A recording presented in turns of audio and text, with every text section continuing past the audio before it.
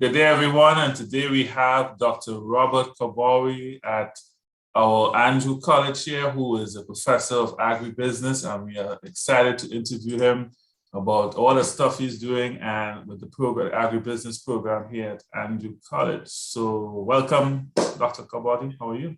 Thank you, Dr. Redhead. I'm doing good. All right. Thanks for having me. Oh, that's no problem. That's no problem. So one of the first questions I'll ask you, if you could tell us a little bit about yourself, like your background and what you essentially do here at Andrew College. My basic background has covered a wide spectrum of careers, which led me to getting my doctorate in business administration, with an emphasis on organizational leadership. When I came to Andrew College, I started out as an assistant professor, and then got promoted to the program coordinator for the bachelor's and associates online. Well, excuse me, I shouldn't say just online, but bachelor's and associates of business administration programs. And since that started, we have added the agribusiness program to our courses of study or program studies. All right, sounds good.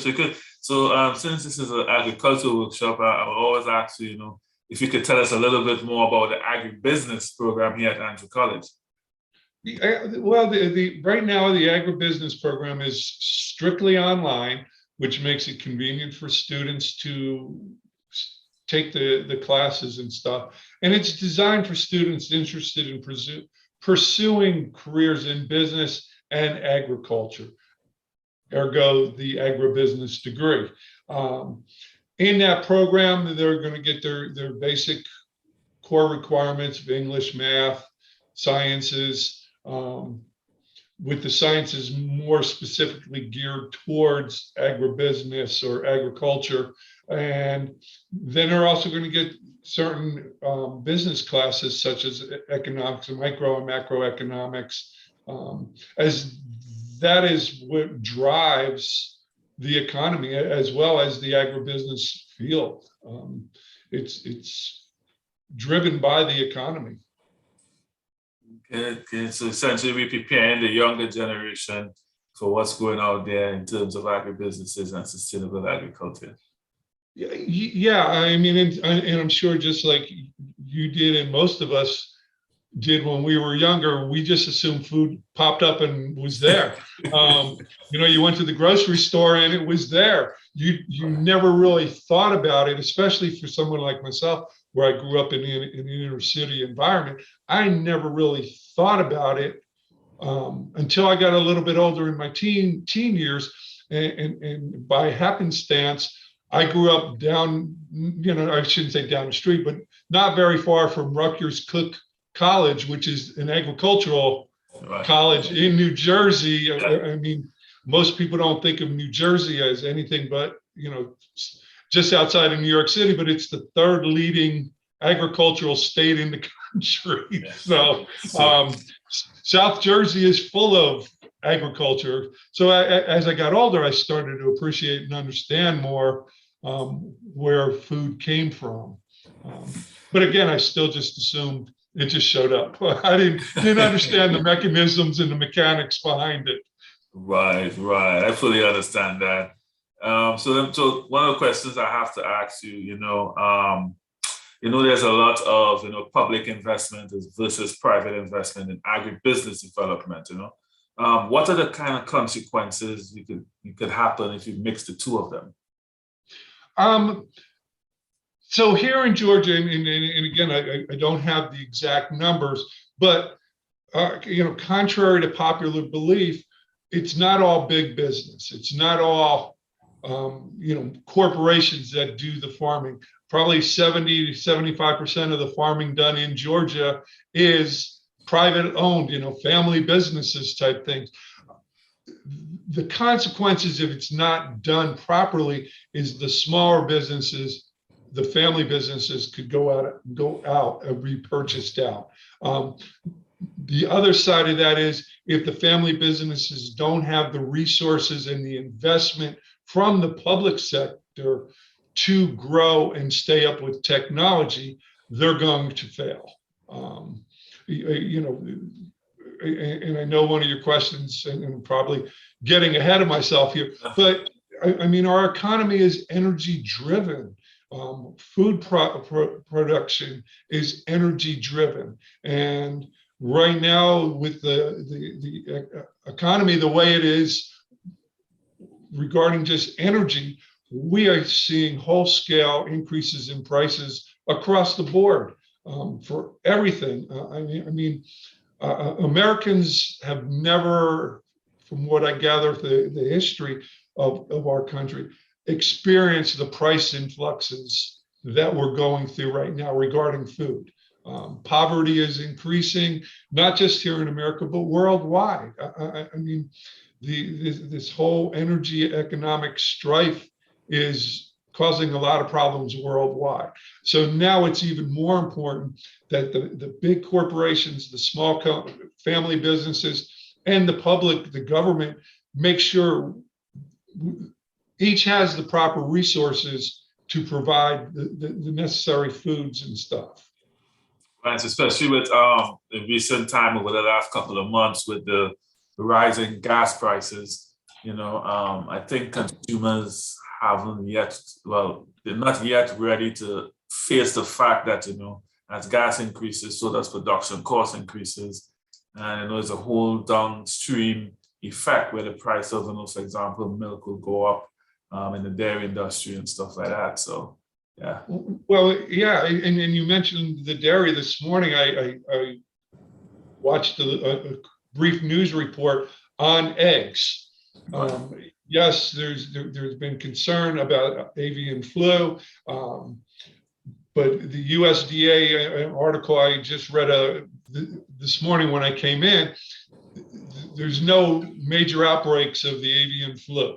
What's causing egg prices specifically to go up is just that the cost of gas, because it affects the farmers that do the grain, the wheats, everything that the chickens eat. Those costs go up, and it's a downhill trickle. It's a downstream trickle. Their costs go up, therefore the egg, the chicken farmers' prices go up because they've got to be able to package and get the foods for the chickens, which has gone up, and then for them to deliver the eggs. It's just a ripple effect, and unfortunately, the consumers pay the price. I was just looking at a thing.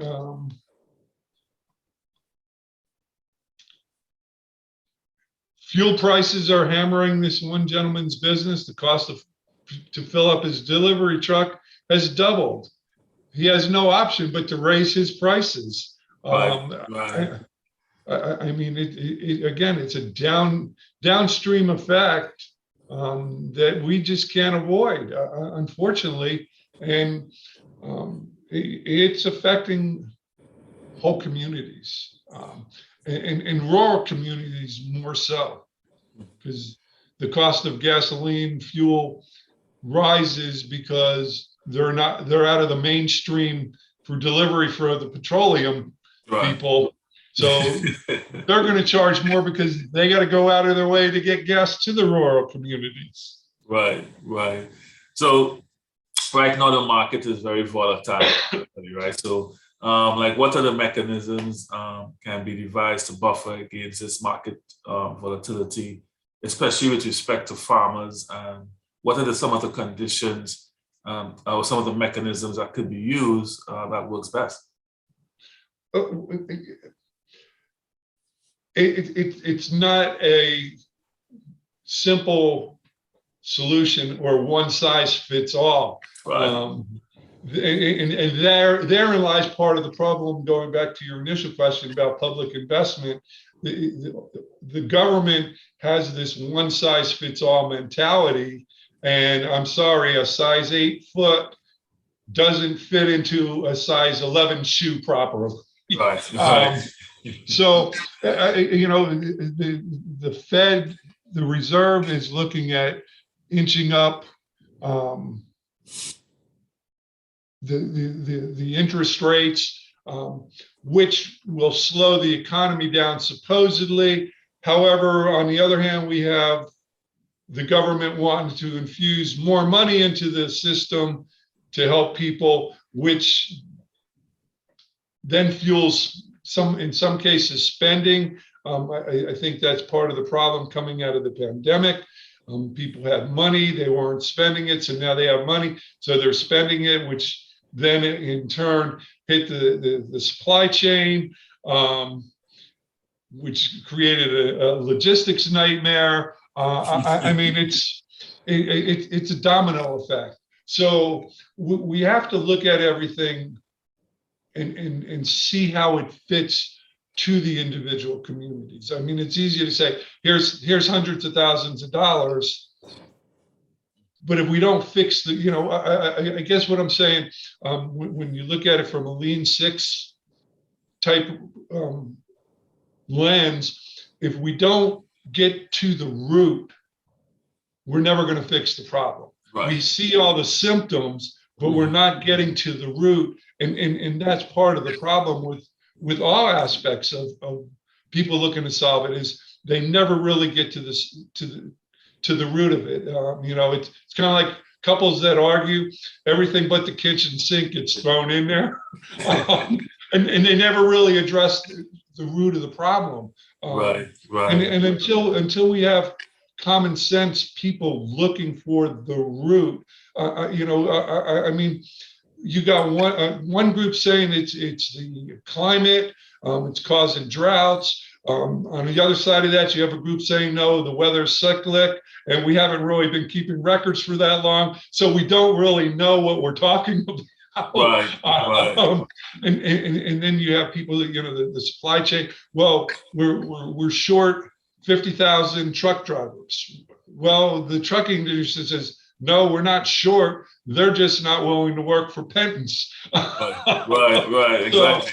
So that's why I said it's a complex situation that until we can sit down and really get to the root of where the issues are, this could be ongoing for a couple of years. It's not all because of the pandemic. True. That's very true. So you mentioned about, the resources has to be allocated locally and be used based on, your local, I guess, area conditions, right? So one of my questions would be, what is the potential contribution of localized food production to overall sustainability of food systems, specifically to like the Georgia area? Well, and again, not being an expert in farming and stuff like that, it's taken me a while since I've been here to fully understand all the different crops over the past 5 years that are around here. I mean, it was easy for me to joke when cotton bloomed, hey, here's our Georgia snow, because everything looked white, but I didn't understand that across the street they were doing soybeans and peanuts. I mean, I'm a simple city boy. I look at a tree, that's a tree. Well, what kind of tree? It's a tree. I don't know. But I've learned, that, some of the things that may have to change is what we're growing food for. I didn't understand why we had these full crops of corn, and in one side they're got a truck out there taking everything off, and you're seeing the corn, and that's going to market, and the other side it's all brown. And when I finally found somebody that could give me the answer, well, that's going for oil, for biofuel and stuff. So again, it may be we have to look at the redistribution of what we're using our agriculture for, because again, do we need to increase growing wheat? Do we need to increase corn? production. Heck, I didn't know what the brown corn was in the fall. That that it's milo and it produces sorghum syrup. Again, living up north for most of my life, I didn't understand all the different things grown here and what they're used for. So, in saying that, we have to find a balance between organic and non-organic production. Again, until I studied it, I didn't understand, why is organic more expensive? You're not putting chemicals on there. It should be cheaper. And then the logistics of it were pointed out that they can't grow as much because it takes more manpower and man hours to take care of it than just spraying and fertilizing. Right. The easier way. Yeah. So again, and I think that entails making sure that the public understands these things. Again, the simple, Dr. Bob, was, well, why is it costing more money? Organic, it should be cheaper. You don't have to do as much. And then again, I learned, there's a whole lot more to it. And again, that's one of those things, educating the public on the uses and even how to start your own farming and stuff, growing some of your own food, which, anybody studying agribusiness could potentially learn how to do that and further educate members of the community. Right. So you mentioned two things I think is very important there. One is educating the public, because essentially, some people, sad to believe, some people think that the food comes from the grocery and nowhere else, right? And especially with respect to organic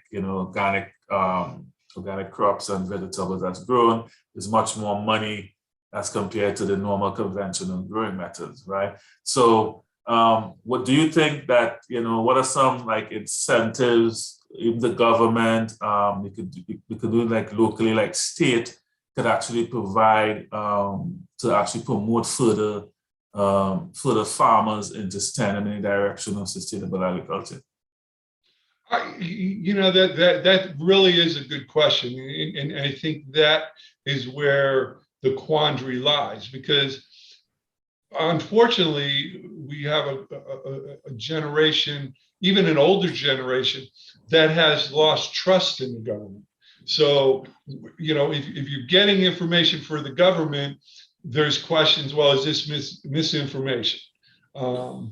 It's kind of like the memes that you see. Well, why do we need to kill pigs? You can go, or cows, you can go and get it from the grocery store. And unfortunately, there are, there's a population of people that doesn't understand where our food and dairy and stuff come from.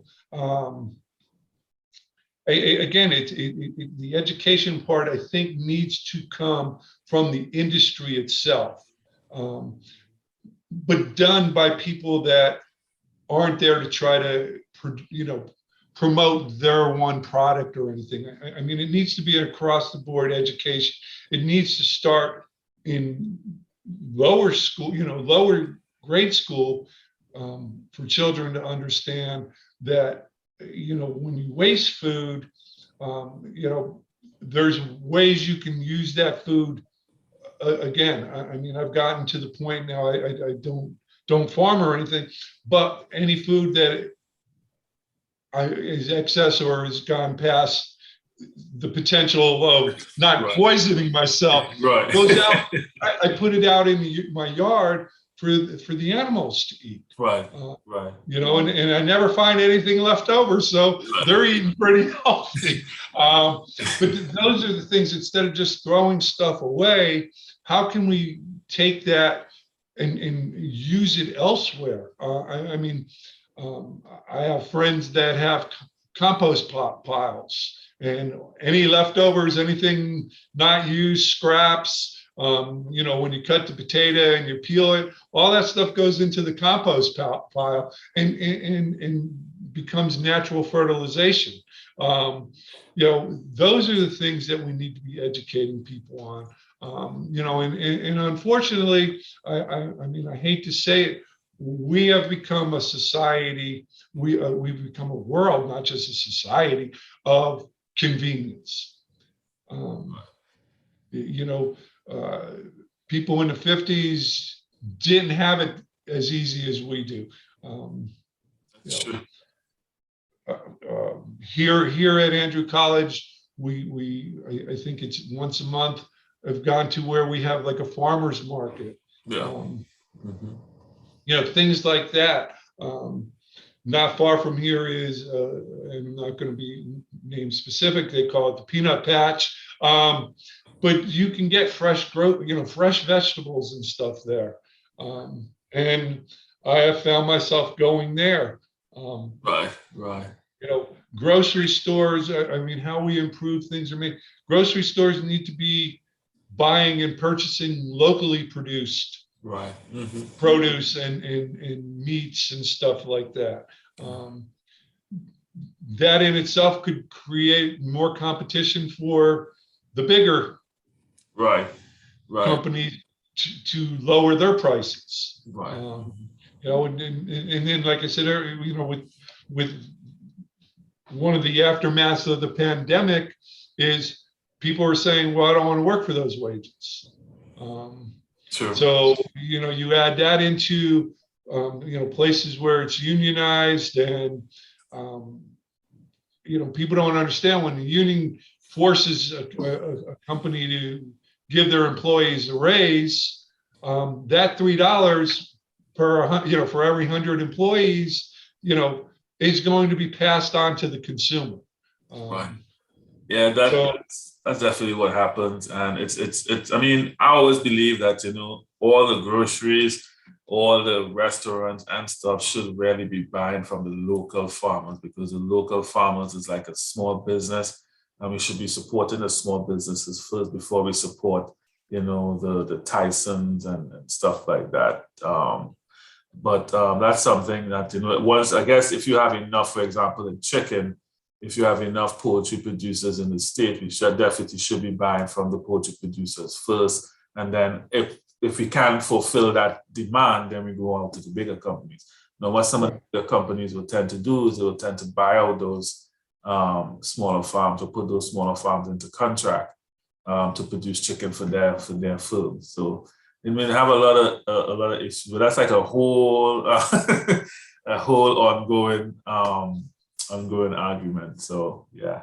Well, but you make a good point, because again, part of the problem is we have government subsidies that say, I only want you to grow so much corn or so much wheat, again, to keep the price, the market stabilized. But right now, we need to probably sit back and reevaluate, how are we doing this? Because now we need these farmers to be producing more wheat and stuff. We have become dependent on importing some of these things from other countries. And, the whole thing with the Ukraine is exposing a lot of problems that we were not prepared for. Right. Wheat production, buying wheat and all that stuff from Russia. Well, yeah, the side effect is the government says, yeah, we're not doing that anymore. But the opposite is, we didn't tell the wheat farmers to start producing more. Right. Yeah. So, and that's why I say it goes back to what we were talking about initially. It's that ripple effect.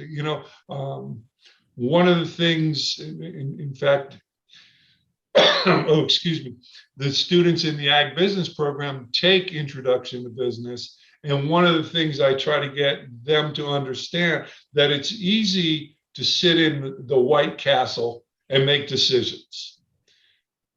But if you don't go down and talk to the lowest rung, which in a normal company or industry could be the janitors.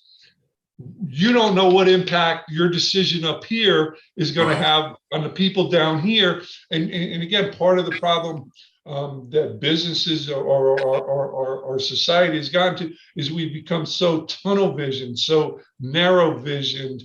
And what I try to get students to understand is you need to quit doing that. You've got to look at the bigger picture so that then you can now focus in as to how are you going to do things, because one change over here could affect 3 or 4 things over here. Right.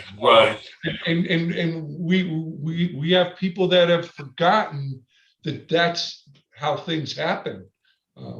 You turn a light switch on, and we just assume, well, it's easy. We got electricity, but where does it come from? Right. How does it get to? Right. The process. We need to. Yeah. And that's the perfect word. We have forgotten how to look at the process of how things happen. Right. So you mentioned students, which is interesting. So my last question to you, right? I mean, anybody that's like any young student that is want to come into sustainable ag or wants to come in to do agribusiness, what advice would you give them if they want to follow that career path? One, it's going to be challenging. 2, just like you mentioned, sustainability. They have to understand that when they choose that path, that they're getting into it for the long run, which is the whole key to sustainability. How do we keep things going? But the youth of today, with their exposure to technology and things like that, they bring a totally new concept to how we can do things. Right. I mean, I jokingly, even with students, say, yeah, I'm a computer idiot. I'm a technology idiot. And it's not that I don't know how to use it, but we, in my generation, we've had to learn. The youth of today, they're taught from the time they can walk and talk how to use the technology today. Right. There's things that I struggle with technology because I don't understand it, because I'm not familiar with it.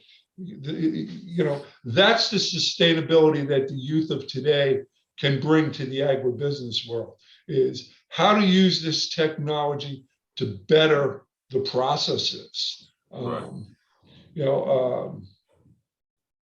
I want my students to challenge what I say, because they see things from a different perspective.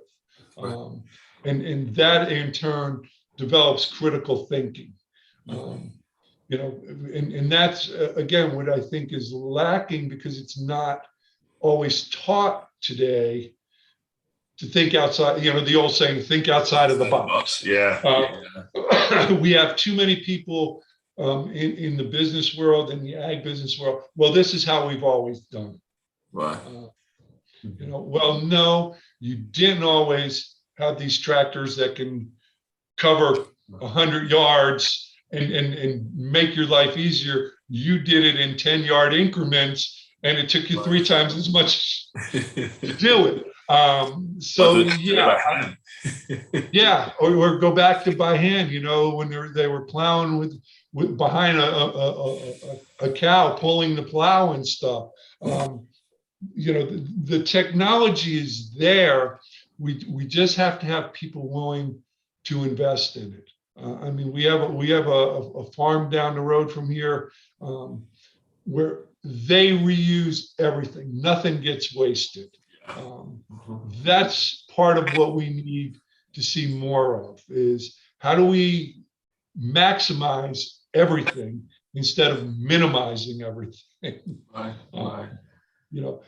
do we take every piece of the cow and use it to produce something. So as I said, the youth of today, they have this technology that they can use to further develop sustainability. Some good advice there, some really, really good advice. So what I like to do, Dr. Kortbawi, I'd like to thank you for your time, sharing with us some of your views with the agribusiness world. And, we greatly appreciate it. No, thank you for having me. And again, we'd love to see more students, more youth get into the ag business program. It's up and coming. I really think society is going to making some shifts. But thank you for having me, and good luck to everybody that's involved with this. Thank you very much. Bye-bye. Bye.